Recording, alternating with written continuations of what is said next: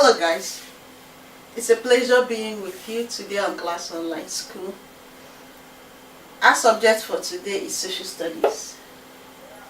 And remember, in our previous episode, about 2 episodes or 3 episodes away, we talked about the family, the consequences of family size on the individual. And we'll consider the large family, thereafter we'll consider the small family. I told you in the following episode, which is our episode for today, we are going to talk about the consequences of family size on the economy, our economy, and equally our country. What are the consequences of family size on our economy? Here on the board, we have about 6 of them, though they are not exhausted. But let's look at these 6. And if time permits, we can chip in a few others. Let's take the number 1. Non-development of high-skilled individuals. If our family size is large, the level of education our children or members of our family will have will be minimal. And remember, in developing level of manpower, we have the high-skilled manpower, the middle-skilled manpower, and the low-skilled manpower. And for a country to move efficiently and work efficiently and effectively, we need the 3 stages. But more important, we need high-skilled individuals. That's to say, the parents need to send their children to school to develop or sign them up in entrepreneurial skills that will help them develop this high-skilled intelligence or high-skilled knowledge that will help them to fit into this area. So instead of our country to be well developed, because we have reputable adults or reputable individuals from responsible homes who will take care of this area of skill, when we have large family size that the parents will not be able to cater for their children efficiently and effectively well, this area suffered. It will suffer. And once it suffers, the country itself suffers because there will be lack of development. And in the event of having this development, they have to bring in expatriates from other places to come take jobs that we on our own and our children will be able to do if we have developed our children well, if we have taken time to educate them, to teach them, to help them grow into meaningful adults. So family size play a role in how our economy works. That's why we said in our previous classes that it is good to plan your family before you go into family or before you go into raising a family. Discuss it. Talk about it. See how you can help yourself to plan beforehand. So that's number 1, non-development of high-skilled individuals. We want to have good skilled individuals in all levels, both the high skill, the middle skill, and the lower skill. But first of all, let's fill in the essential areas, which is the high skilled workers. Then another one is number 2, high level of criminality. You will agree with me that the more children you have, the more your discipline level becomes, will I say, unmanageable? Or will I say your oversight, like we said in our previous classes, will be low. And the discipline you administer, both morally and otherwise, will be reduced. You don't know your friends. You don't know your child's friends. Members of your family, you don't know who they go out with. You don't know the level of morality they've developed. You don't know the disciplinary measure they have come to imbibe. You don't know them as individual, as a person. You don't know how they are doing. At the end of the day, they become touts, nuisance to the society, and the rate of criminality in the economy, in the country, becomes high. Because these individuals are not well taken care of from their home. Every successful family, every successful country must have successful family. Because if your family is successful, they are well groomed from infancy, they are well trained, they are well disciplined, morally and otherwise. At the end of the day, they become better citizens. But if there is deficiency in the home, the country suffers the deficiency, because it will raise criminality. You have robbers, you have scammers, you have people who do all sorts of vices. 419s are there. People who don't want to work but they don't want to eat. The self-consciousness of you must work before you eat is not there because you did not impart that to them. So it raises the criminality level of our country. So it affects our economy. You will agree with me with that. Now we'll go further to number 3, overpopulation. Remember that every country plans their economy and they plan for the coming generation. And they estimate the number of people that will be in the next generation, or the people that are supposed to be in the present generation. And then they plan infrastructure and other things that will make life better for these individuals or members of the citizens. But if each family is planned to have a minimal family or a medium family, and we have a very large family that is uncontrollable, the country becomes overpopulated. The structure put in place cannot cater for the people who live in the country. If the structure put in place cannot take the population effectively, take for example the health sector, take for example the educational sector. If the number of people they plan to take care of in a particular educational sector is overpopulated, you see that the managerial level will be low. Because if, assuming a classroom is supposed to take 50% and we're already overpopulated to 100, how will a teacher be able to take care of this size?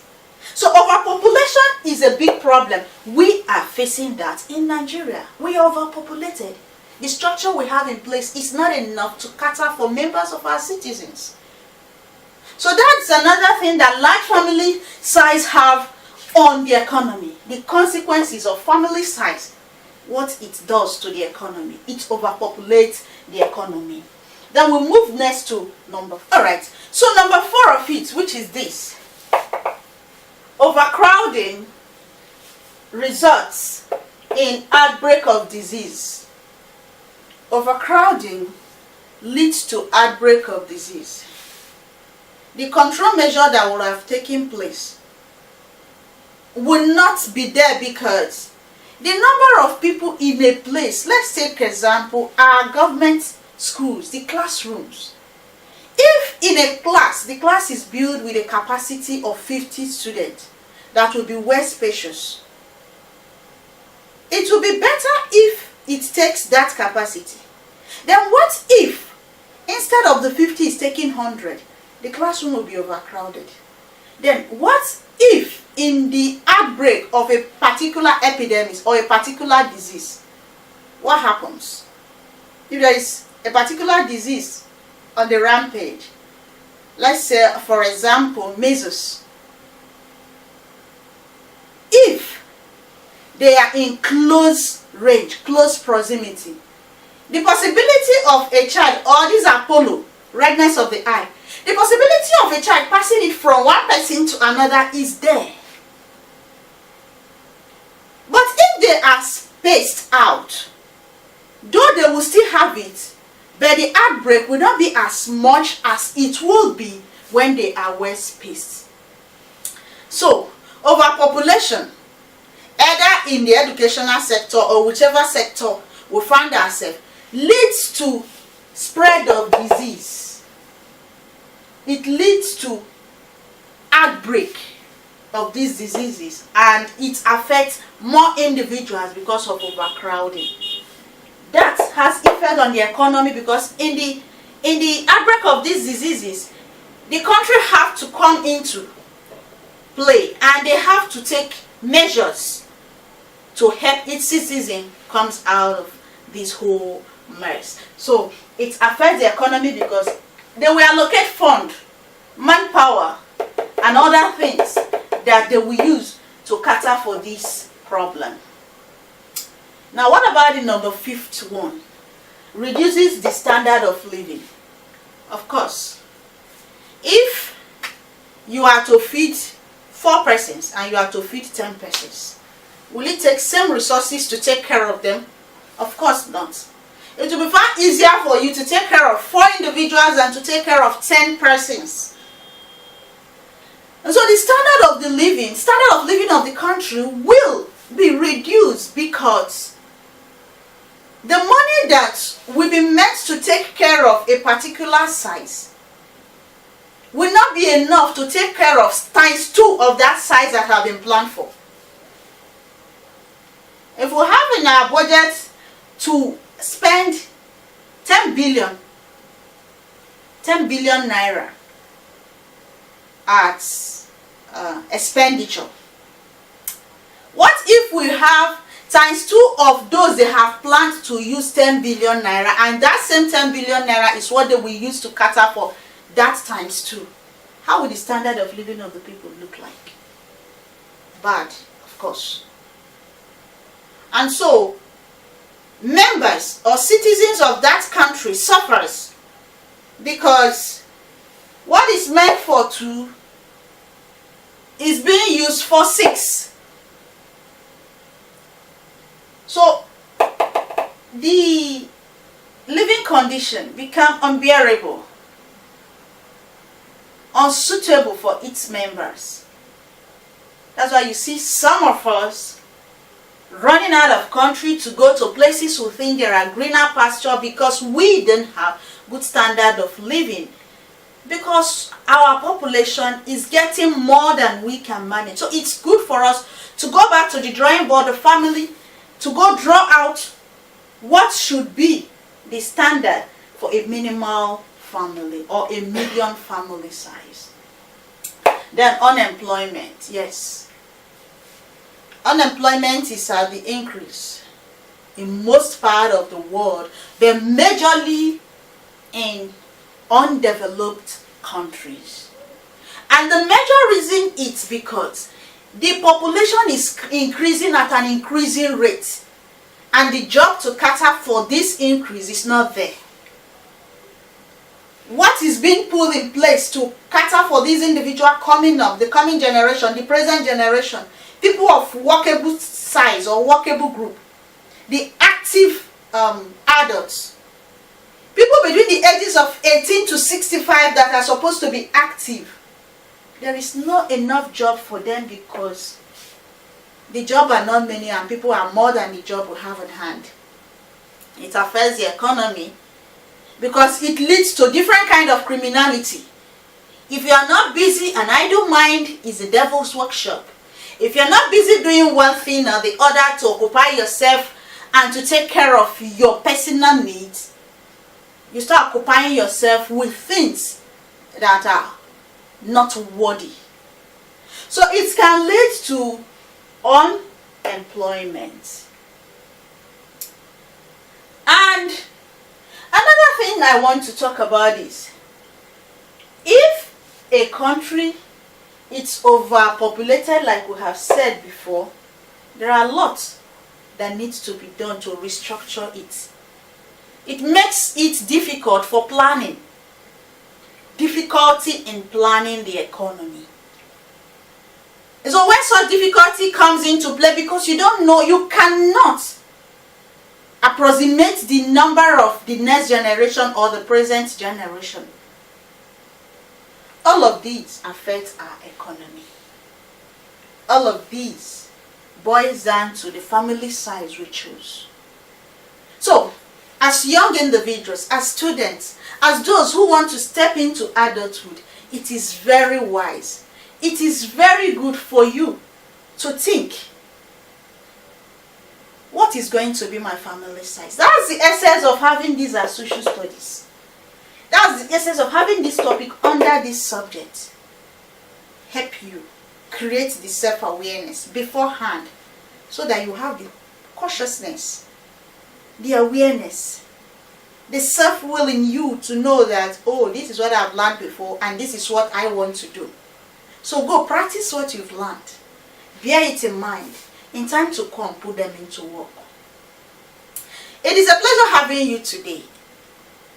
This is where we are going to draw the curtain for our class today. Under the family, we have studied a lot. We talked about the family, the different type of family, the consequences of a large family, the consequences of a small family, the consequences of a family size in the economy. With what we have discussed about the large family and the small family, I know you will be able to draw out the advantages and the disadvantage of large and small family. That will be your personal assignment. Do it.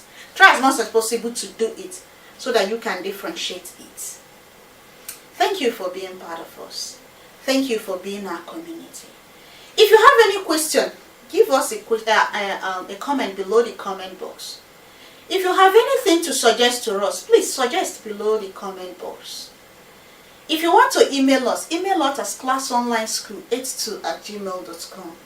You can equally visit our website, classonlineschool.com. You will see other of our classes. And we have counseling corners too. We have different episodes on sex education. You can go back, watch them.